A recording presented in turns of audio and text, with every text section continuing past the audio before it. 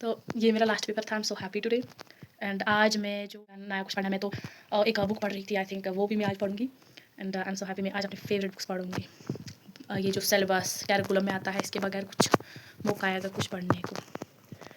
पता है, ये बताओ, ये ब्राइटनेस ऑटोमेटिक कम भी हो जाती है, ज़्यादा भी बढ़ जाती है खुद ही।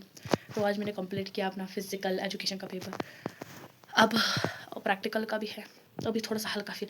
और मैं आपको एक चीज़ बताना भूल गई, कल जब मैंने आधा जो रिमेनिंग पार्ट था, मैंने सोचा मैं अलार्म लगा के फिर उठ जाती हूँ, लेकिन मैं फिर उठी थी 5 बजे। फिर मैंने ऐसा मैं थोड़ा सा स्ट्रेस में आ गई कि अब क्या होगा, अब क्या होगा। लेकिन फिर जब फिजिकल एजुकेशन थोड़ा बहुत इजी होता है, फिर मैंने ऐसे कॉन्सेप्ट याद रखा, फिर पेपर बहुत ही अच्छा हुआ आज का, क्योंकि मैंने एक्सपेक्ट नहीं किया था। जिस हिसाब से मेरी प्रिपरेशन थी अच्छी थी, कॉन्सेप्चुअल लाइक था बहुत, जैसे कि स्पीड डिफ़ाइन करो एंड एंडोरेंस डिफ़ाइन करो, ये था।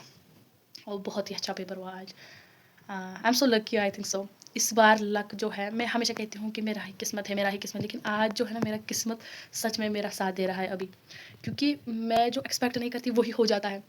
मैंने सोचा था इतना टफ आएगा, और टफ की तो बात छोड़ो, मैंने सोचा था कि मैंने तो सारा नहीं पढ़ा है, क्योंकि रिमेनिंग पार्ट में रह गया था कल, क्योंकि मैं देर से मैं सुबह लेट उठी थी 5 बजे, क्योंकि अलार्म के अकॉर्डिंग मैं नहीं उठ पाई।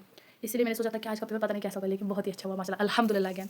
क्योंकि जब अल्लाह ताला पे यकीन हो, तो उसका दामन जब हमने पकड़ लिया है, तो फिर कुछ भी कोई नहीं कर सकता है ना। तो फिर ऐसे अंदर से आ जाता है कि लिखना है कुछ ना कुछ।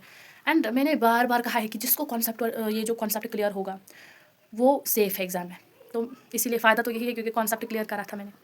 और फिर एक क्वेश्चन पे डाउट हुआ था, टीचर ने बोला कि ये अल्टीट्यूड नहीं है, बल्कि इट्स सॉरी एटीट्यूड।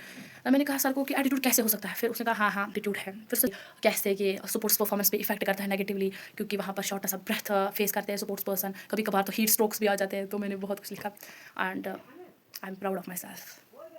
जो भी लिखा लिखा मैंने, अच्छा लिखा मैंने। जब हमें लगता है कि अब हमने एग्ज़ाम फिनिश किया, तो अब हम आज पूरे 8 आवर्स जो है स्लीप लेंगे। ये जो है ये ऑनेस्ट मेरे साथ भी हुआ है, आपको भी बता रही हूँ, क्योंकि मुझे पता है आपके साथ भी ये हुआ होगा, एंड आज होगा भी। आप देखना, मैंने आज एग्ज़ाम फिनिश किया, ठीक है। आज मैं अब सोचूंगी कि आज मैं 8 आवर्स की नींद लूँगी, लेकिन फिर आती नहीं नींद, क्योंकि खुशी होती है ना कि एग्ज़ाम फिनिश किया।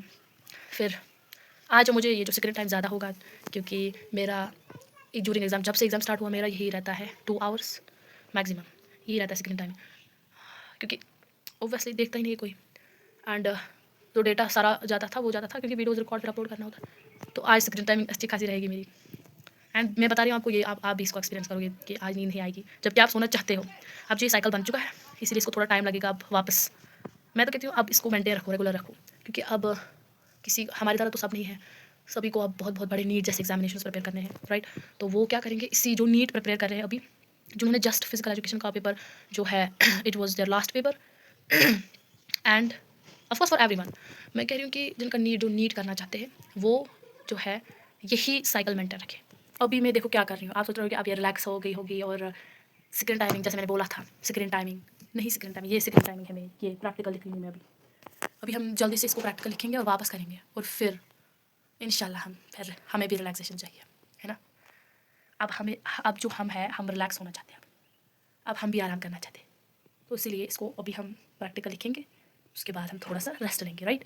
यस, अब मैं थक चुकी हूँ बोल बोल के कि अभी ये पढ़ रही हूँ वो पढ़ रही हूँ, कभी ये भी बोलूँ कि अभी रेस्ट कर रही हूँ, लेकिन ऐसा नहीं हो सकता। तो अब इसी बात से एक बात याद आ रही है कि स्टूडेंट्स की लाइफ कितनी डिफिकल्ट होती है।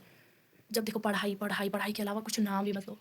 जब मैं छोटी थी ना, मैं अपने गांव का टूर करती थी, सच में, क्योंकि मैं गांव में ऐसे पूरे गांव में घूमती थी अपने फ्रेंड्स से, और फ्रेंड्स भी इतने छोटे थे मेरे, अपने से छोटे फ्रेंड्स थे मेरे। फिर मैं खेलती थी उनके साथ, और आज देखो मुझे पता भी नहीं वो क्या कर रहे हैं लाइफ में, एंड कहाँ पहुँच गए हैं, कुछ भी पता नहीं है। तो इसलिए कहती हूँ कि स्टूडेंट की लाइफ ना कुछ अलग ही होती है, सोसाइटी में अलग लाइफ होती है। हम भूल चुके होते हैं कि बाहर क्या हो रहा है, आई स्वेयर, कुछ पता नहीं होता। एंड समटाइम्स मैं ना अपने क्लासमेट्स, वो आप देखो, वो भी आई थिंक शायद वीडियो देख रहे होंगे, मुझे उनके नाम भी भूल जाते हैं कभी।